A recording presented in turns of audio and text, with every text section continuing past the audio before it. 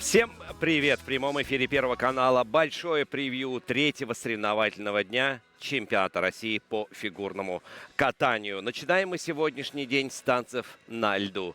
В программе на сегодня произвольные программы. Ну что ж, танцоры уже на льду, а возле кромки льда находится моя коллега Софья Качушкина. Это значит, может только одно, что сейчас нас ждет интервью.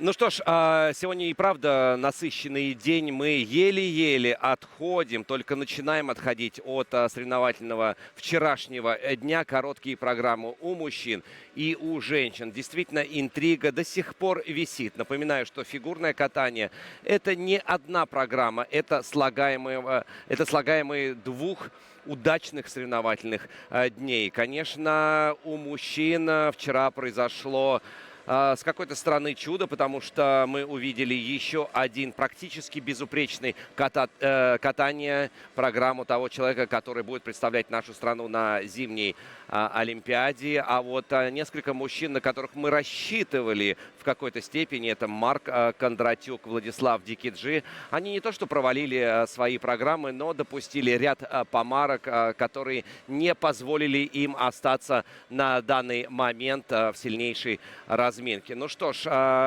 рядом с моей коллегой Софьей Качушкиной уже находятся талантливые спортсмены. Собственно, вы сейчас узнаете, кто эти люди. Итак, внимание. Всем доброе утро, Леша. Спасибо большое за комплименты. А мои комплименты ребятам, прекрасным Софье Леонтьевой и Даниилу Горелкину. Ребята, как прошла ваша тренировка? Поделитесь. Тренировка прошла хорошо, уверенно. Мы были в ногах, несмотря на то, что 7:30 утра. Я там встала в 4 утра, чтобы успеть собраться и приехать сюда, размяться и выйти на лед. Но катались вместе, катались хорошо. Постараемся кататься так же и уже сегодня днем на соревнованиях. Дань, что-то добавить? Я получил колоссальное удовольствие от сегодняшней утренней тренировки, потому что я очень люблю вставать рано утром. Подъем в 5:30 дался долгим молчанием до окончания нашей разминки на полу. Вот кто сегодня был более живой, вы или ваши тренеры? У кого получилось проснуться быстрее и лучше? Я думаю, что более живые были мы в том случае, что нам приходится тренироваться, а им стоять за бортиком и как бы успокаивать нас, давать нам какие-то указания профессиональные. Но мы их тоже пытались как-то подбодрить, взбодрить, чтобы они проснулись, и мне кажется, нам это удалось. Поддерживаю полностью. Ну, ребят, вот у вас была травма, точнее, Соня, у тебя была травма. Как получилось ли полностью восстановиться и какие сейчас эмоции? Восстановиться, к сожалению, полностью пока что не получилось, но я над этим усердно работаю, каждый день разрабатываю пальцы, они пока что у меня не сгибаются и не разгибаются полностью. Я ограничена в каких-либо движениях, я не могу сама себе завязать коньки, поэтому мне в этом помогает Даня уже весь месяц, он очень отважно завязывает мои конечки. Дань, вот поделись, Соне надо потуже их завязывать или послабже? Как ей нравится, когда ей завязывают коньки? Так, значит, сначала мы завязываем левый конек. Левый конек должен быть чуть-чуть послабже. Я вообще практически не прикладываю усилий. Потом мы завязываем правый конек. Правый конек мы завязываем очень туго. Я завязываю очень туго. В итоге левый конек туже, чем правый. Поэтому мы перевязываем левый конек. Вот. Делаем его еще легче. Правый мы делаем еще крепче. И может быть норм. Вот. Но последнее время мы с первого раза завязываем коньки. И чуть-чуть. Да, тьфу-тьфу, действительно. Мы вовремя все успеваем. Ну, это очень радует, это очень радует. А бывает такое, что во время тренировок приходится перевязывать или вот во время турнира, когда вы отдыхаете перед своим выходом? Ой, в этом вопросе ко мне. У меня постоянно что-то случается с коньками, то я их не могу сама нормально завязать. Случалось. Случалось, да. случалось. Ну, потому что сейчас мои коньки в надежных руках, да. То что-то с крючками, то со шнурками было. И, конечно, иногда приходилось конечки перевязывать экстренно, но это все в прошлом. Сейчас все хорошо. А какой вот у вас настрой на произвольный танец, вот касательно травмы? Она мешает, дает о себе знать, или вообще уже забыли и готовы удивлять, побеждать и вдохновлять? Мы готовы, потому что я уже давно тренируюсь с такой травмой, да, и мы успели приноровиться, что-то видоизменить, поэтому сейчас все очень спокойно, и мы в полную силу можем показать свой произвольный танец сегодня. Так, Даня? С кайфом. Вот так вот мы будем ждать ваше сегодняшнее выступление. Спасибо вам, я вас отпускаю. Леша, передаю слово тебе.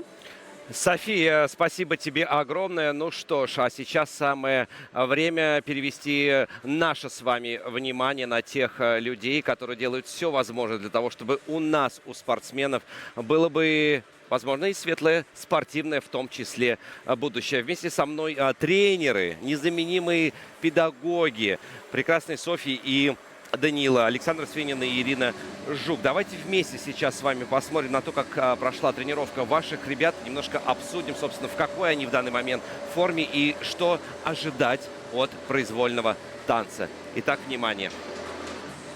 Всем здравствуйте. Мы сегодня очень довольны тренировкой. Несмотря на раннее утро, ребята справились, катались на скорости, смело, что самое главное, не зажимались. Хотя поляна тут немножко меньше стандартной, но мы специально чертили дома в Москве, поэтому они готовы к этому размеру.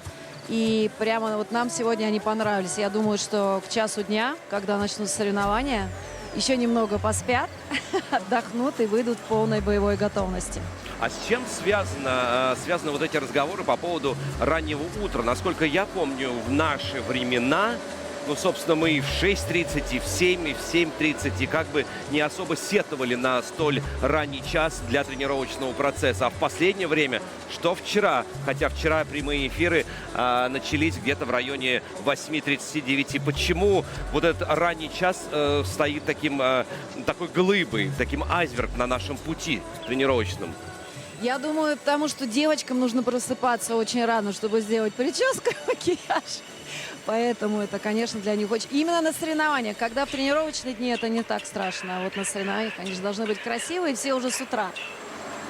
Отвечай за На самом мужиков. деле, просто прошло очень много времени, и сейчас раннее утро совершенно другое. Вот, и, конечно, ну, я шучу, конечно. Вот, но рано, конечно, девочки встают вообще в 4 часа, чтобы сделать там макияж и прическу. Вот, конечно, это тяжело. Ладно, все равно. Разминки, естественно, все это. Я да. понимаю. Нужно Мы-то прийти в тоже, себя. когда вставали, не особо рады были. Понятно. И я тоже. Но мы в данный момент видим на экране тренировку ваших ребят, на что, по вашему совету, старались акцентировать свое внимание не только ваши спортсмены, но сделать так, чтобы этот акцент сместился на тех специалистов, которые находятся сегодня здесь на арене. Во-первых, приятно, что судьи присутствовали на тренировке в такое раннее время, да, и ребята очень старались. Самое главное, чтобы они справились с нервами и сделали то, что они могут, то, что они уже умеют. Умеют они многое. Ну, самое главное, я говорю, справиться с нервами. Так а нервы... Потому что все хотят быть на хороших местах, попасть в сборную России. Соревнования очень накаленные сейчас, прямо вот энергия тут летает в воздухе. И, конечно, хочется, чтобы они выступили здорово. Ну вот в этом сезоне, к сожалению, да, из-за травмы случился только один этап чемпионской серии Гран-при. Влияет ли это на то, как судьи воспринимают тот или иной прокат ребят? Я даже не знаю. Единственное, конечно, Думаю, не очень... влияет. Думаю, что все равно влияет, человеческий фактор присутствует. И тем более мы попали в слабейшую разминку, так, по жеребьевке. Вот, конечно, это По тоже влияет. рейтингу мы не попали, не по жеребьевке. По рейтингу, да. Вот, конечно, это все влияет. Конечно, соревноваться в сильнейшей разминке вместе с сильнейшими намного проще и намного им интереснее. А пришлось ли ребят как-то перестраивать, настраивать по-другому? какие-то акценты смещены? Ведь в танцах на льду все же любят не то что новаторство, но любят фиксировать конкретные изменения.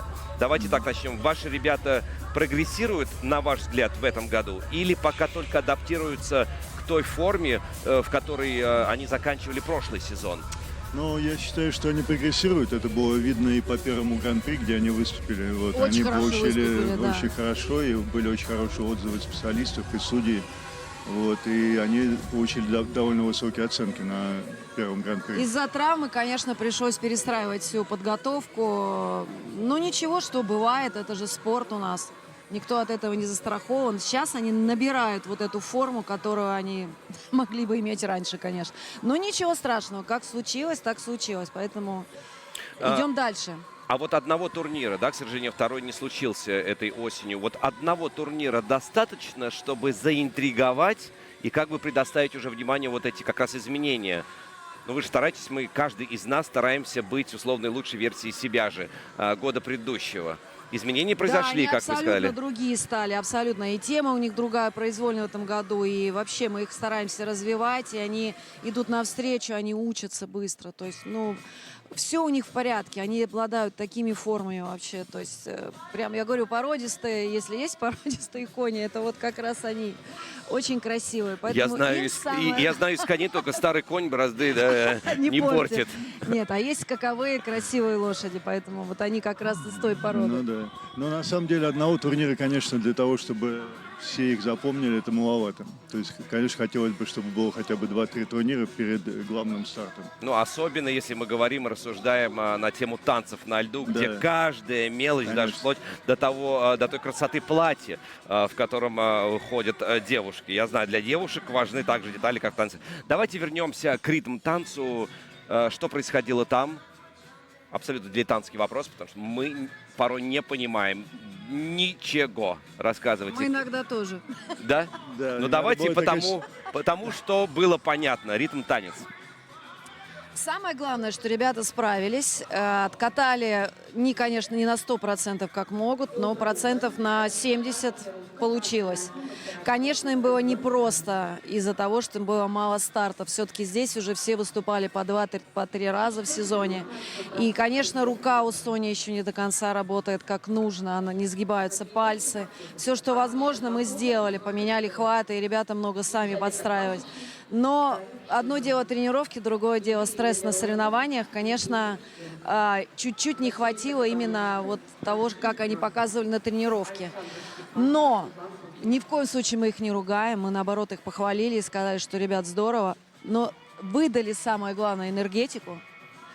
И, просто было очень сложно нам вылезать из первой группы. Поэтому Нет, на такое самом место. деле мы довольны этим прокатом. Это был первый такой и сразу на серьезных соревнованиях прокат. Они сделали все, что могли практически. Вот. Немножко, может быть, там чего-то не хватило. Но, в общем, было абсолютно нормально. То есть, в общем и целом, справились, произвели те Да. изменения, вынужденные изменения из-за травмы. И вообще до сих пор, что Данил помогает Соне шнуровать Да. ботинки. Это вот называется настоящая семья. Команда. Не, они молодцы, да, молодцы, друг другу очень помогают, поддерживают. Ну что ж, спасибо вам огромное за те минутки счастья, которые вы подарили не только мне, но еще и нашим дорогим телезрителям. Ну а Соне, Данилу и, соответственно, вам мы желаем удачи. И вот собрать всю волю в кулак, и вот с этими сжатыми кулачками, ну и чтобы и палец дальше не Да. травмировать, чтобы Будем сегодня надеяться. опять выстрелили, чтобы не было больше никаких 70%, чтобы только на 100%. Спасибо, Спасибо большое, будем большое. стараться. Александр Свинин и Ирина Жук, спасибо. Ну что ж, а мы продолжаем тренировочный процесс. Это, вновь повторю, прямая трансляция с тех тренировок, которые являются порой решающими для кого-то конкретно. А сейчас на льду находятся сильнейшие по итогам ритм танцев.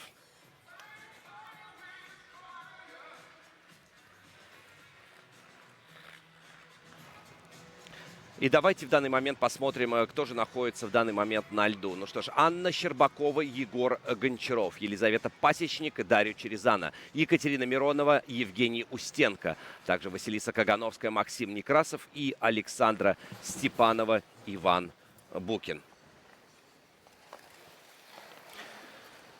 Сонь, я, собственно, не стыжусь того, что я в танцах на льду дилетант. Я не понимаю практически ничего, кроме серии твизлов. Мне кажется, что эта проблема знакома многим, поэтому сегодня я Но не постараюсь тебе. всем все рассказать, объяснить по технике, какие нововведения были, что ребята показали уже в своем ритм-танце и что нас ожидает в произвольной программе. Ну вот что нас ожидает в произвольных танцах, давай чуть-чуть попозже в произвольных программах. А сейчас, например, давай по горячим следам пройдемся по как раз ритм-танцу.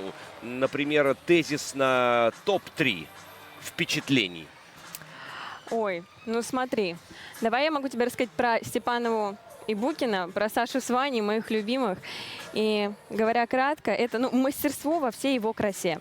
Это прокат, в котором ощущалось абсолютное единство, будто на льду работает один организм. С самых первых секунд они полностью завоевали внимание зала и не отпускали его до самого финала. Безупречная синхронность, точность движений, уверенность в каждом элементе. И по эмоциям это был самый насыщенный прокат вечера. Взгляды, мимика, внутренняя свобода. Все выглядело естественно, и мы, зрители, могли почувствовать каждое движение спортсменов. Это прокат, который стал самым ярким подтверждением их статуса лидеров. Просто не хотелось, чтобы он заканчивался, вот правда.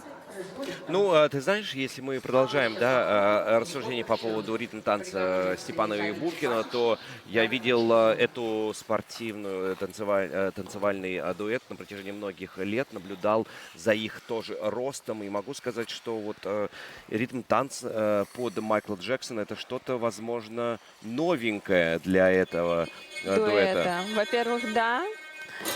Не могу не согласиться просто с каждым твоим словом, но сейчас я предлагаю обратить на молодых ребят, которые находятся на льду. Анна Щербакова и Егор Гончаров уже начали исполнение своей произвольной программы, своего произвольного танца. И начинают они его очень ярко с такого хореослайда. Мне всегда импонировало то, что ребята выполняют практически все свои элементы на очень большой скорости. Скорость влияет на качество? Я думаю, что, конечно же, да. Конечно же, скорость влияет не только на качество, но также и на оценки судейской бригады. Все это оценивается, мастерство катания, все это подмечается. И вот они исполнили первый элемент, слайд, на невероятной скорости, как ты правильно подметил. Но также, если мы говорим про технику, могу выделить некоторые аспекты, которые важно исполнять и которые ребята, в принципе, показывают. Самое главное, чтобы во время исполнения хореослайда один из партнеров касался любой частью тела льда и делал это на протяжении 2 секунд. То есть, если они будут это делать меньше, то получат дедакшн и прочерк, потому что нет элемента. Ну и, собственно, то же самое произойдет, если если передержат этот слайд, да, в позиции По определенной. поводу передержки нет никакого четкого ответа, то есть это не критично. Ага. Более того, спортсмены, наоборот, стараются делать не 2, а 3 секунды с запасом, чтобы уж точно, наверняка, судейская бригада проследила этот момент, что слайд был исполнен. Я почему спрашиваю по времени, потому что я слышал, что существуют какие-то поддержки, и ты должен крутиться в этот момент еще с партнершей в руках на протяжении, по-моему, 2 или 3 секунд, и все. И самое главное, выйти вовремя из этой позиции. Есть ли такое? Это вот тоже хореоэлементы, как раз-таки, если мы про них говорим, всего есть очень много видов, но спортсмены в своем произвольном танце должны выполнить 3 хореоэлемента. И если мы говорим массово, какие они существуют, это как раз-таки хореовращение, где, вот ты сказал про несколько секунд, 3 секунды, что спортсмен должен вращаться. Также это хореодорожка, которая очень часто исполняется, в принципе, танцорами. Также это хореослайд, хореоспин. И еще очень редкое явление – это твизлы, хореотвизлы, но их исполняют редко. А вот сейчас мы Вот как раз сейчас такая длинная поддержка это была. поддержка на уровень. Это уже не хореоподдержка, а поддержка на уровень. И также, если мы начинаем говорить про поддержки, то обычно танцоры, ну необычно по правилам, они должны исполнить 3 поддержки. Но есть такой лайфхак. Можно объединять 2 поддержки воедино и делать комбо-лифт. Этот комбо-лифт оценивается точно так же, как и 2 отдельные поддержки, но можно сэкономить силы на входе и выходе, при этом получить такую же надбавку по баллам. Вот сейчас ребята выполняют вращение. На одном из турниров оно у них вышло... Я помню, оно у них не вышло. я помню, да, как Егор практически спас от сожалению. падения был момент. Анну. Но они отработали его и сейчас выполнили его хорошо. Мне очень нравится в этом дуэте новаторство. И вот, к примеру, ты заметила, что был крик, да, Егор? Это голос Ани. Аня кричала Егору и, в принципе, звала его. Вот я также хочу спросить потом у ребят, насколько сложно или просто. Бывает ли, что Аня сама именно кричит во время этого проката. Думаю, что будет интересно послушать. Видим прям полное единство. И сейчас даже спортсмены остановились перед бортиком судейским и показали весь их путь. Шаги пальцами. Очень красиво. Очень интересная пара, интересный дуэт. Мне они нравятся, вот знаешь. Очень технично еще. На мой взгляд, это какое-то не то, что свежее дыхание в танцах на льду, но по-любому это поток. Поток воздушных масс, и это какое-то новое, может быть, веяние, не знаю, со стороны Да, 45-летнего старенького Ну, фигуриста. не только, нет, просто смотри, тренерский штаб у них очень молодой и уже такой тоже известный, который в своих постановках расходятся по максимуму и делают все. Но я сейчас предлагаю обратить внимание на Елизавету Пасечник и Дарью Черезана, которые показывают свой воздушный произвольный танец. Именно так я могу его охарактеризовать. Что не хватает этой паре каждый раз, потому что, на мой взгляд, это один из лучших ритм-танцев, которые есть в программе российских танцев на льду. Они очень яркие. Они очень драйвовые, они очень зажигательные. Тут я с тобой согласна. Наверное, не хватает стабильности. И вот я и с Лизой беседовала, и, в принципе, с тренерским штабом уже беседовали их. Все говорят, что все идет от головы. Ребята также работают со специалистами сейчас, теми, кто, собственно говоря, делает акцент на психологическом состоянии спортсменов и разбирает все моменты, что же происходит с их психикой во время выступления. И, к сожалению, вот если мы говорим про ритм-танец, не на всех соревнованиях удачно получалось его исполнять, были падения. Но после падения бывают и взлеты, поэтому вчера это было наиярчайшее выступление, которое даже растрогало Лизу. И очень приятно видеть улыбки на лицах этих спортсменов. Но вот сейчас какая-то поддержка такая очень длинная, и столько было смен позиций у партнерши. Это как элемент характеризуется в вашей градации. Это вот как раз-таки комбо-лифт, так называемая поддержка, которую спортсмены сделали. Они объединили два отдельных элемента в один целостный. И очень интересные позиции у них во время исполнения поддержек. То есть Лиза и там, и сям, и Дарья как настоящий, надежный, профессиональный спортсмен, партнер, делает все хорошо и на максимум. И все нюансы, детали, которые надо исполнить, он выполняет. И если мы говорим про фичерсы так называемые, это то, что надо сделать, чтобы была надбавка. Вот... То есть там определенные... Вот это тоже поддержка. Это То есть это не rotational release. вращение? Это не вращение, а поддержка. Потому что если бы Лиза была все это время на льду, а не в воздухе, то это было бы вращение. Да, Леша, вот так вот.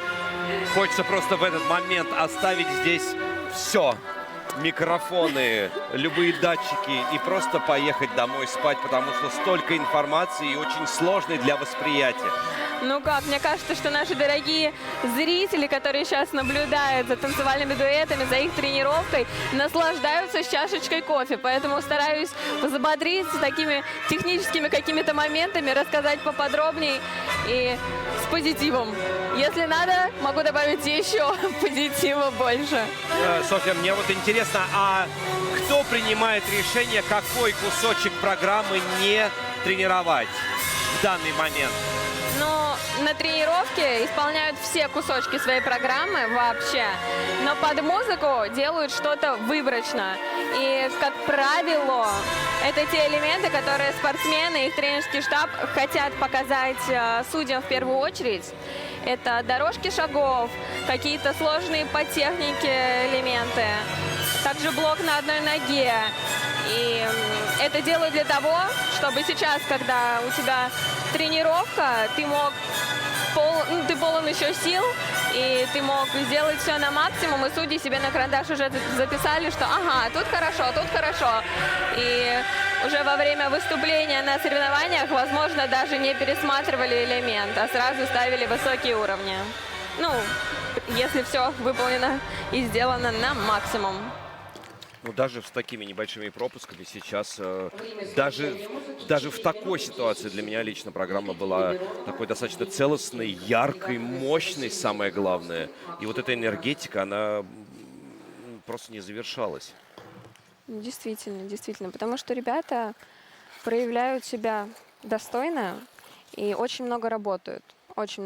Они сами это подмечали, что работа была не только, как я уже сказала, со стороны головы, но также и всю техническую составляющую свою они пытались подтянуть. И, как по мне, сделали все хорошо, что сейчас к главному турниру сезона они приехали подготовленными на максимум. Ожидаем сегодня от них, как обычно, яркое выступление. Самое главное, чистое выступление. Но вот сейчас на льду уже своим произвольным танцем следующие яркие специалисты данного вида. Мирона Устенко. Вот что это за элемент? Он с виду очень сложный, кажется. Надо проезд на одной ноге с партнершей в руках. И дальше вот этот проезд превратился в такую крутящуюся проходную поддержку. Это вот как раз-таки поддержка, и я уже сегодня многократно говорила про комбо-лифт, но сейчас, извини, обращу твое внимание, ты видел, как все прижались ко льду во время того, как спортсмены ехали? Я увидел паническое состояние некоторых людей, потому что, насколько мне известно, именно представители танцев на льду, они как поезд. Если уже выстроили свой путь, то с этих рельсов, да, они уже не сходят. И можно кричать сколько угодно оп, ап, но все равно никто не отходит, никто старается не уступать место, хотя каждый раз стараются по-джентльменски разруливать данную ситуацию, но и порой даже случались и травмы, потому что спортсмены сталкивались. Травмы были, и это печально, но после вот этих как раз-таки травм спортсмены переосмыслили свое поведение на льду, с ними велись беседы, а танцоры очень понимающие люди и спокойно принимающие любую критику, поэтому после обсуждения все гораздо внимательнее стали относиться к остальным танцевальным дуэтам, которые находятся на льду. И вот сейчас, к примеру, хочу обратить внимание, Катя с Женей исполняют дорожку шагов. И сейчас хочу немножко рассказать про техническую составляющую. Опять же таки, если мы говорим про то, как было раньше, надо было обязательно показывать 4 позиции во время исполнения дорожки. Это вальсовая, фокстротная, килиан и так называемая за плечо. Но сейчас правила немного поменялись, и буквально с середины, по-моему, того сезона как раз-таки уже не обязательно их показывать, поэтому спортсмены выполняли свою спираль, то есть это разновидность дорожки, и выполняя свою спираль, они находились в разных позициях и делали переходы более интересными, что не может не радовать наш глаз. На твой взгляд, какие, естественно, мы забудем о слабых сторонах, но вот какие самые сильные стороны у Жени с Катей? Вот за что можно зацепиться, сказать, ну вот посмотрите, это просто фантастика. Ну, во-первых, зацепиться можно за самих ребят и просто сразу сказать, это фантастика, потому что они работают с разными специалистами, также за рубежом. И вот этот вот их произвольный танец, он про искусственный интеллект и взаимодействие человека с этим искусственным интеллектом. Если знать всю историю этой программы, то наблюдать за ним невероятно интересно, потому что каждый раз ты открываешь для себя что-то новое. А если мы говорим про элементы уже, то, как я уже отмечала, ребята работали с разными специалистами, и у них куча находок в этом произвольном танце, начиная с поддержек, которые ты отметил. Даже в самом начале была выполнена поддержка, очень интересная, когда Катя всего одной рукой держалась за Женю, а сейчас мы видим вращение. И стоит отметить, вот обратите внимание, это единственный дуэт в этой разминке, который делает вращение в 2 стороны. это влияет не просто на красоту и не только выделяет их из остальных пар, но также и помогает им заработать высочайшие уровни во вращении. То есть это имеет значение, разные Конечно. входы. Я думал, что это только влияет на уровни, то есть условно сложный вход во вращение в одиночном катании. А в танцах вы, получается, еще и надбавки получаете, если это Надбавки вот... еще какие мы получаем? Вот сейчас я объясню и тебе, и нашим дорогим зрителям сейчас, потому что это вопрос, который очень часто поднимается. Вообще непонятно, что же там происходит. И как раз-таки во время вращения оба партнера в сумме должны показать 3 позиции. Так. Sit, camel и upright. То есть Объясняю, это sit как это бы сидим в внизу, положении это волчки. Да, вот как правило это волчки или какие-то такие позиции тоже, ну вот сложные, где нога под себя и так далее.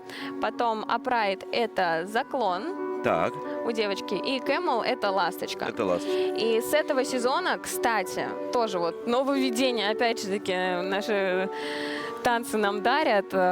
Если, собственно говоря, раньше только мальчик имел возможность заработать сложный уровень во время того, как исполняет ласточку, положение ласточки, то сейчас разрешили и девочке его делать, однако нога должна быть не просто параллельно льду, а выше вот этой вот линии горизонта.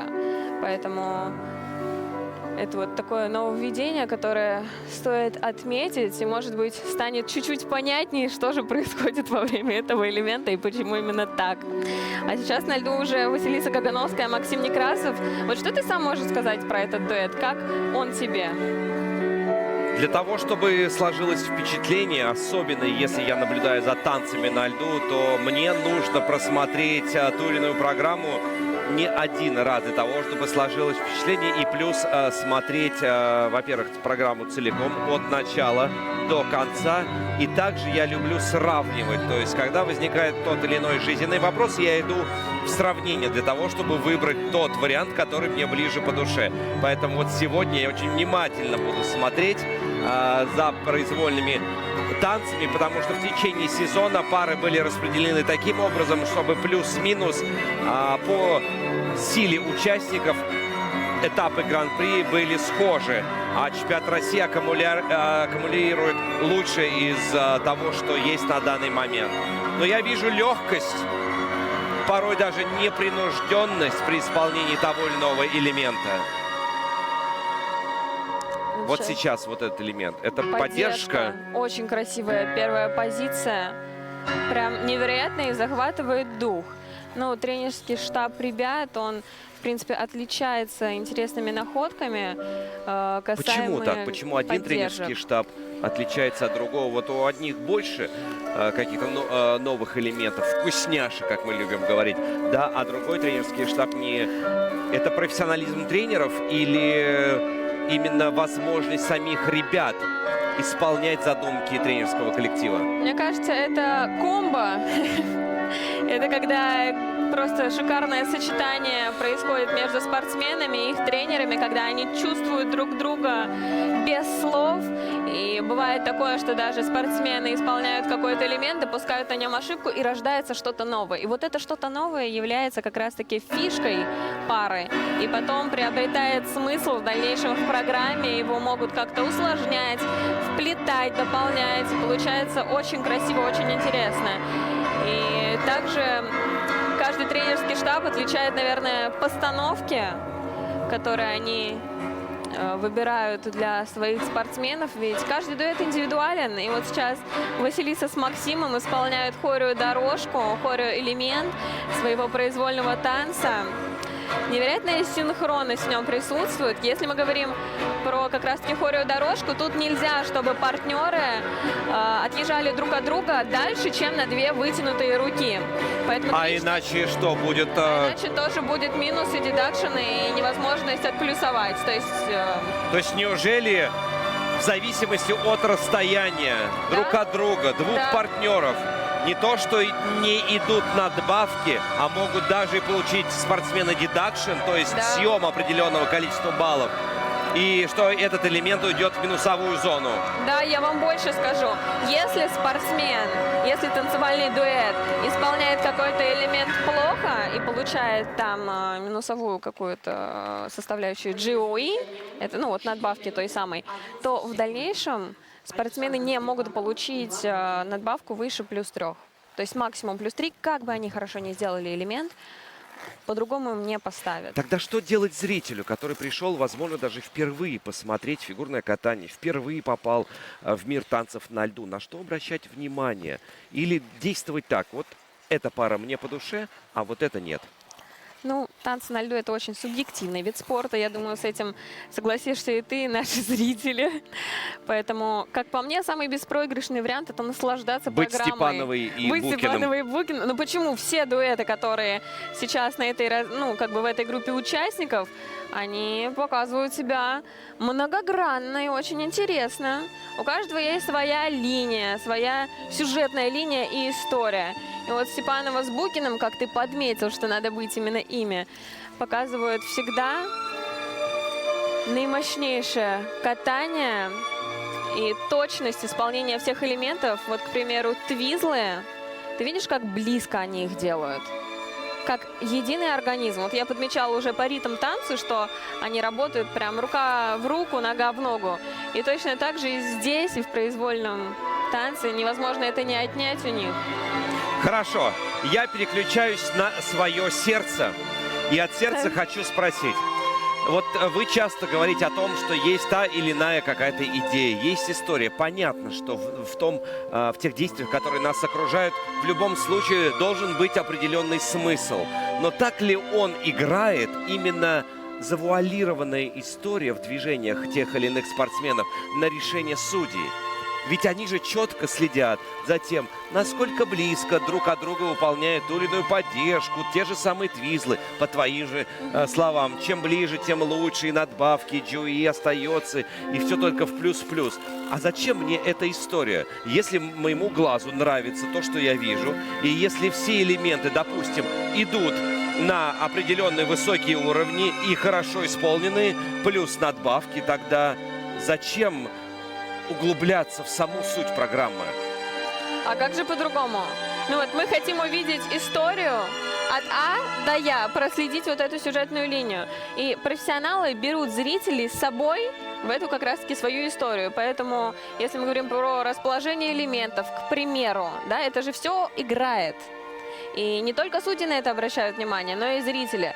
Условно, если идет кульминация в музыкальном сопровождении, то, как правило, делают хореодорожку, потому что там можно дать душе разгуляться и делать абсолютно разные движения. Конечно, соблюдая правила, чтобы была возможность у судей поставить оценку свою. Но при этом как бы зритель отмечает, что вот именно на кульминации спортсмены разрывают всю арену своей энергией, поэтому даже не знаю, как по-другому можно ответить на этот вопрос, потому что это все очень индивидуально, и кому-то вот один танцевальный дуэт может нравиться, кому-то может не нравиться этот же танцевальный дуэт. Ну, мы очень подвержены тому, что мы слышим в данный момент, и дополняет ли этих эмоций музыкальное сопровождение. То есть мне может априори не нравиться то, под что катаются ребята, хотя ребята могут выполнять элементы абсолютно прям по протоколам лучше остальных. Вот как быть, как найти тот баланс? Баланс надо И искать. это я простой зритель, я могу просто выключить телевизор или дождаться следующего дуэта. А как быть судьям в данный момент, потому что от их решений зависит судьба того или иного спортсмена, того или иного дуэта. Ну, судьи оценивают по существу всегда. Именно поэтому существуют элементы, которые надо выполнять, и правила, которые надо соблюдать. И даже если им не нравится программа, если они считают, что это, ну, тяжело смотреть для их глаза, ну, бывает такое. В любом случае у них есть их работа, они должны оценивать то, что выполняют спортсмены на льду. И вот как раз-таки, извини, сразу переключусь, ребята исполняют хореодорожку как раз-таки на момент кульминации их истории их программы. И мне кажется, что... А если выполнять хореодорожку не под кульминацию музыкального Бывает сопровождения, тоже такое. а именно под более текучее какое-то, плавное? Тоже бывает такое. Бывает, что ставят в самое начало программы хореодорожку, как раз-таки на медленную музыку, чтобы вовлечь зрителей и смотрящих в свою программу. Значит, отступление от правил возможно? Конечно, возможно. Нету четких правил. Если мы говорим про расположение элементов тех или иных, то нету никаких определенных правил. Все делают так, как им комфортно. Вот, к примеру, Василиса с Максимом располагают элемент твизлы ближе к концу Да, своего вот будут танцевального надбавки или нет, дуэта. потому что в одиночном катании, например, чем ближе элемент к завершению той или иной программы, особенно если ты перевалил за вторую половину программы, то ты получаешь надбавки. В танцах это правило действует? В танцах это правило не действует. Да что ж такое-то? Я уже думал, хоть теплеется нет. хоть какая-то надежда. Нет, ну в танцах, как я говорю, самое главное это рассказать историю своего танца. И поэтому спортсмены, советуясь с тренерским штабом, проговаривают, какой элемент им где комфортно исполнять. Вот, допустим, Саша с Ваней, они твизлы всегда, по большей части, делают в начале своей программы. Потому что, ну, есть такой как бы стереотип, что... Ну, это не стереотип, это правда, что твизлы является одним из самых сложных элементов у танцевальных дуэтов. Ну, это и единственное, о требует чем, наибольшей концентрации. Где хоть всегда. что-то понимает зритель, насколько параллельно были выполнены твизлы, Ой. насколько синхронно. А там еще столько деталей, но Всё, я не уже надо, думаю, не я не буду углубляться. Я просто понял Мозг одно. взорвется сейчас. Я жил и достаточно часто опираюсь на фразу, там, Леша может все. То есть это как меня подбадривает, такая мотивирующая речь. Но я понял одно, что я не пойму никогда это танцы на льду. Но сегодня стало чуть-чуть понятней. Я очень старалась объяснить и рассказать нововведения как раз-таки. Есть хорошая фраза, мы вам позвоним. Это Надеюсь, что звонок пройдет. Да, звонок пройдет. И сейчас вот чем ребята занимаются? Потому что, в принципе, уже эти элементы, нет прыжков, нет вращений, уже все достаточно отработано во время тренировочного процесса. Вот закончился прокат, Толь, прокат. Зачем танцевальные дуэты остаются? Что они хотят доказать? Может быть, себе или почувствовать спокойствие, отработать какой-то данный элемент? Зачем? Они повторяют те элементы, которые они уже делали во время исполнения своей программы под музыку, если вдруг что-то удалось не очень хорошо. И делают те или иные, опять же таки, элементы, которые они не включили в свой прокат на тренировке. Также, в принципе, вот, мне кажется, что это все, что можно сказать. Они получают удовольствие от этой жизни и понимают, что все, мы готовы, мы наслаждаемся собой, своим дуэтом, своим партнером и всем, что происходит. Ну, сейчас самое время отправить тебя для того, чтобы ты пообщалась со спортсменами. Ну, заключительный такой вопрос.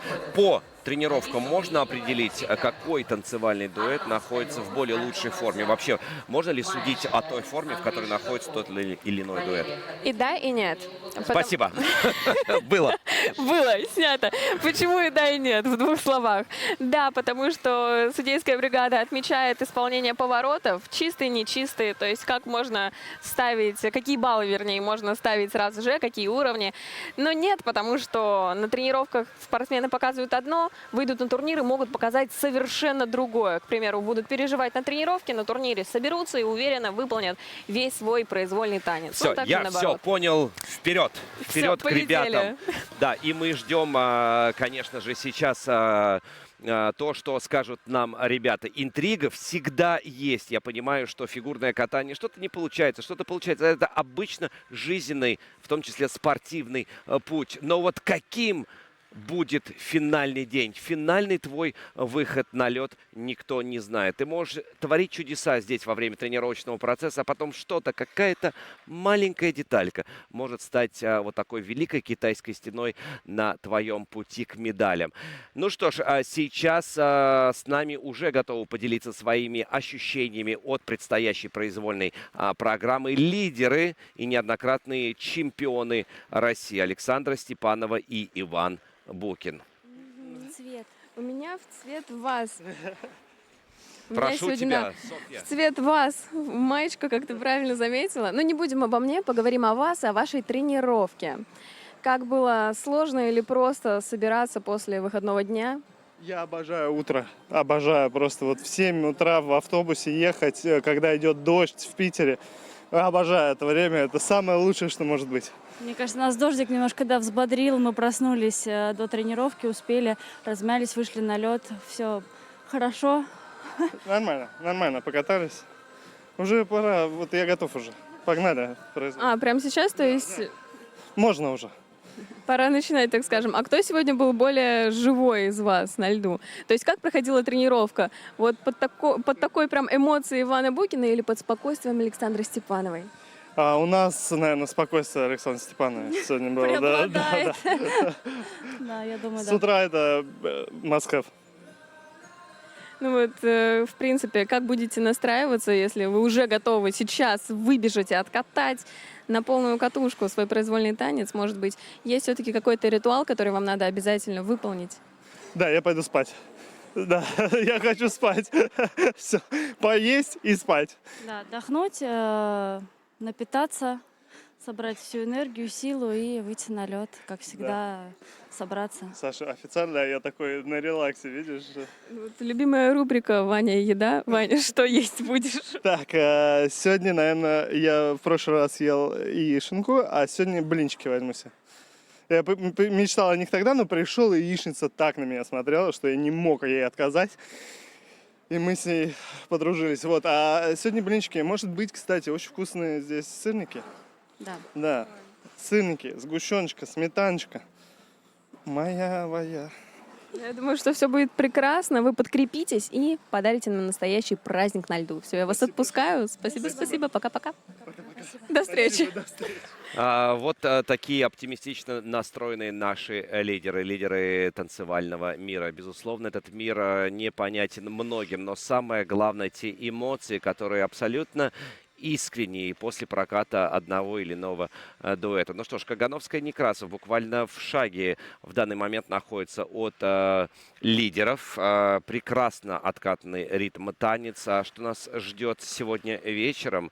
Собственно, о планах не только на этот вечер. Мы пообщаемся как раз с нашими ребятами. Софья, тебе слово. Ребят, доброе утро. Как прошла ваша тренировка? Все отлично. Все прекрасно. Спасибо за такой развернутый ответ. Но давайте попробуем раскрутить. Может быть, был какой-то элемент, который получался лучше или хуже? Или самый любимый элемент сегодняшнего дня, сегодняшней тренировки? Ну, все элементы хорошо получались сегодня. Надеемся, в прокате еще лучше будет. Ну, в общем, мы довольны тем, что хорошо проехали наш тренировочный прокат. Вот, в целом все прошло очень гладко. Мы довольны и готовы отдыхать. Вот мне кажется, что вы немножко нервничаете перед произвольным танцем. Так ли это? Можете опровергнуть мои мысли? Не знаю, я всегда перед коротким нервничаю раза в 3 больше, чем перед произвольным. Ну да, я тоже соглашусь. Перед коротким больше нервов, чем перед произволкой. А тренеры сегодня что сказали по поводу вашей тренировки? Молодцы. Все хорошо. Все хорошо. Ну, как-нибудь Анжелика Алексеевна вас по-особенному настраивала на тренировку или, может, уже даже на выступление? Ну, не знаю, перед тренировкой нас особо прям так не настраивают. Я бы сказала, это все происходит уже перед самими соревнованиями. А на тренировку просто говорят напутственные слова по типу Давай! Да, что-то уже вот такое вот. Как-то так. Максим, ждем борьбу сегодня? С самим собой туда. В первую очередь. С самими... Самими. Все, ребят, я вас отпускаю. Идите, настраивайтесь, спите. Я знаю, что Василиса будет сейчас спать. Максим, я думаю, ты тоже. Поэтому все, я вас не задерживаю. Желаю вам отдохнуть и удачи на выступлении. Это были Василиса Кагановская и Максим Некрасов. Вы видите, насколько по отношению к тренировочному процессу и к сегодняшнему соревновательному выходу отличаются наши ребята. У одного веселье, это Ваня Букин. Ну что ж, яишенка ждет меня и так далее, и так далее, и так далее. Но все это разрешится сегодня во время произвольных танцев. Но кто-то будет стоять на пьедестале, кто-то кусать локти. Но самое главное вот здесь не отступать ни на шаг. Ну а сейчас давайте пообщаемся с еще одними спортсменами. Елизавета Пасечник и Дарио Черезана. Я вот с такими красавчиками сейчас стою. Ребят, как прошла ваша тренировка? Тренировка прошла отлично, мы прошли все элементы, проехали соревновательный или тренировочный. Как мы в итоге его называем? Тренировочный был. А в чем различие? Мне кажется, есть различия, потому что обычно на соревнованиях мы катаем другой соревновательный. А сегодня мы проехали как бы соревновательный, тот, который мы катаем на тренировках. Мне кажется, что в этом есть разница. Соревновательный на тренировке, а на соревнованиях тренировочный. Вообще нет. Дарик, ты нас путаешь. Ты выпил кофе сегодня, скажи? Нет! Как так, Дарио Черезана и без кофе? Я проспал завтрак. Я должен был встать в 6, я встал в 6:15 и понял, что я никуда не успеваю. Встал, когда я тебе написала сообщение, вот ты только тогда... Спасибо за эмоцию. Такую яркую и громкую. Ну, то есть ваша тренировка сегодня была прям настоящим адреналином или все-таки чашечки кофе ей тоже не хватало? Чашечки кофе ей точно не хватало. И для хорошего настроения тоже. Ну вот еще, ребят, что можете сказать, как настроены на сегодняшний старт? Как повлиял день выходного? Это же, в принципе, не очень привычно для танцоров. День выходного повлиял потрясающе, потому что я выспался. Выпил много кофе. Поэтому настрой у нас боевой. Хотим показать вообще лучший прокат. Да, настрой боевой. Мы подзарядились. Да. Но при этом хочется показать достаточно спокойный прокат, чтобы не было каких-то моментов, где мы волнуемся, переживаем, тревожимся, и гладко проехать произвольный танец.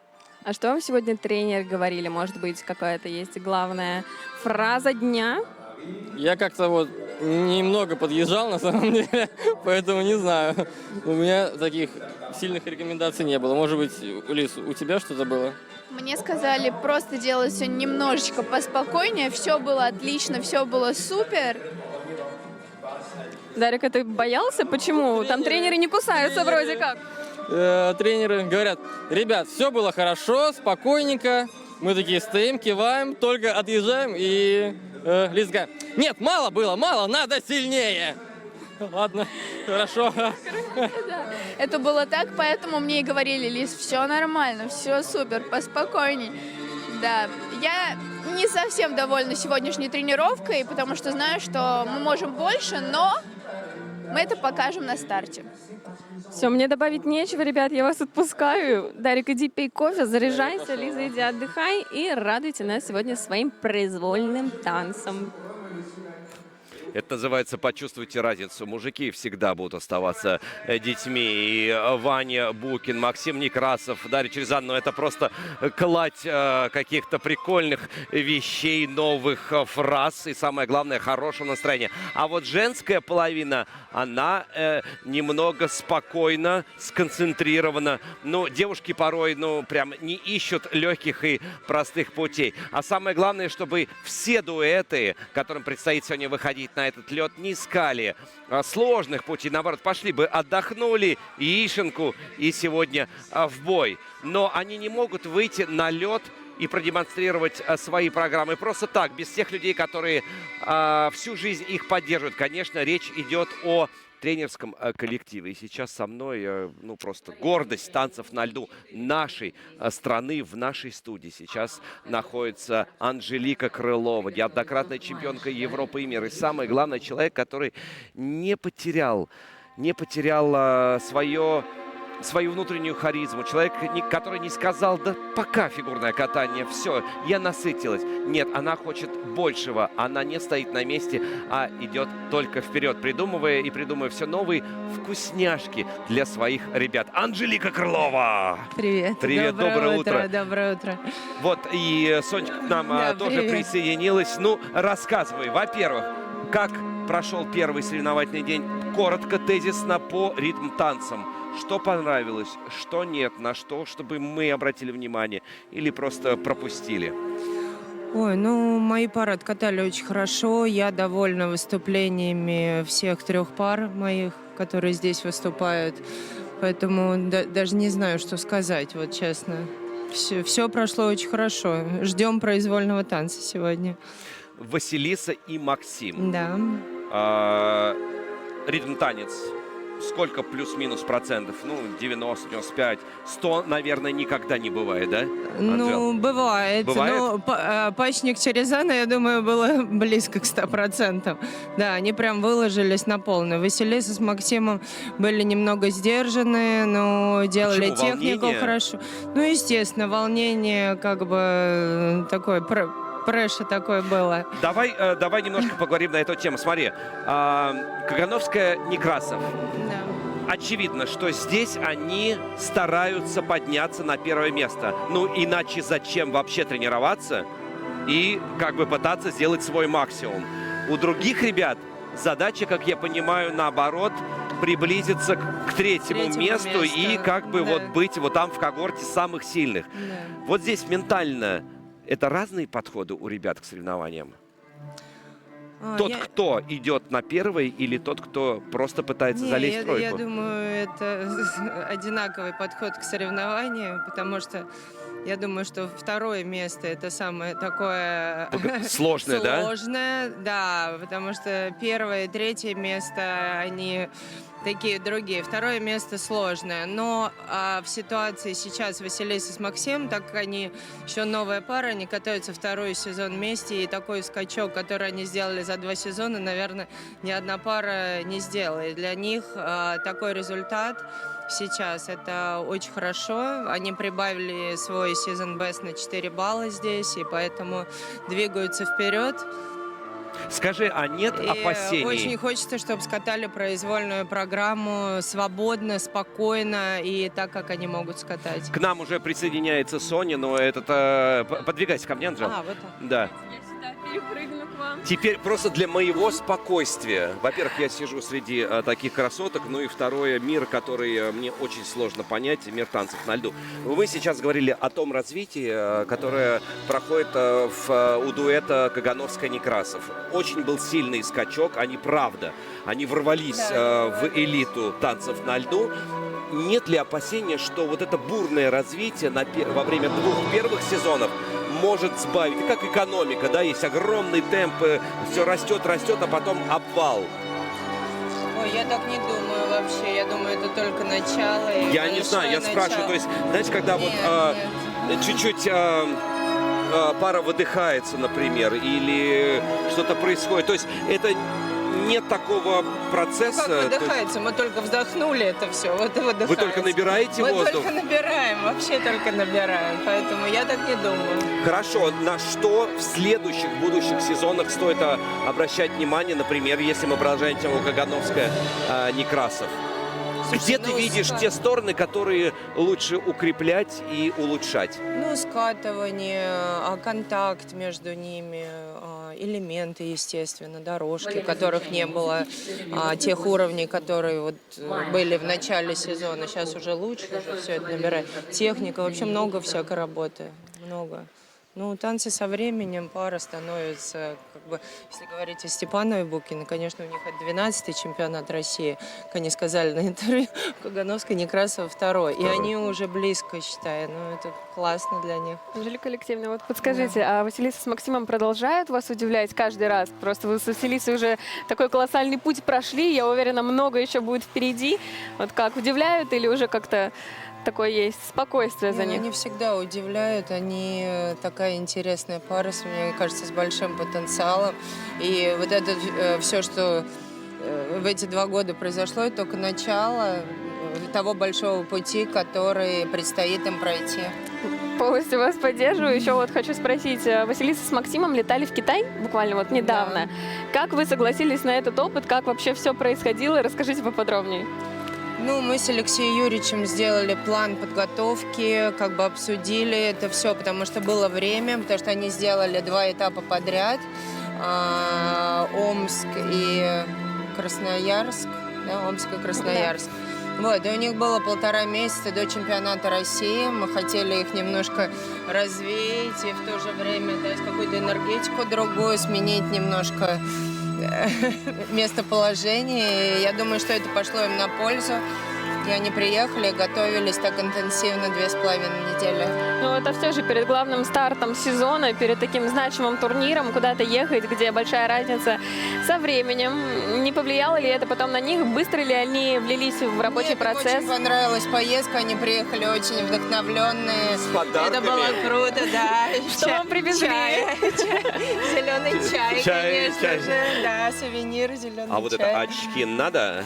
Было? Что? Очки надо? Не видела это? Нет, нет. Ладно, неважно. Самое главное, вернулись и с подарками, с хорошим настроением, и здесь в прекрасной форме. Да, слава богу, не заболели, что я волновалась, чтобы они просто были здоровы, потому что сейчас ходит грипп.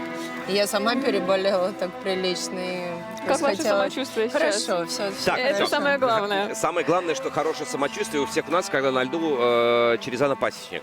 Их состояние, твое состояние, когда твоя пара и пара, которая претендует на тройку. Плюс эмоциональные качели. Я помню их падение. Да.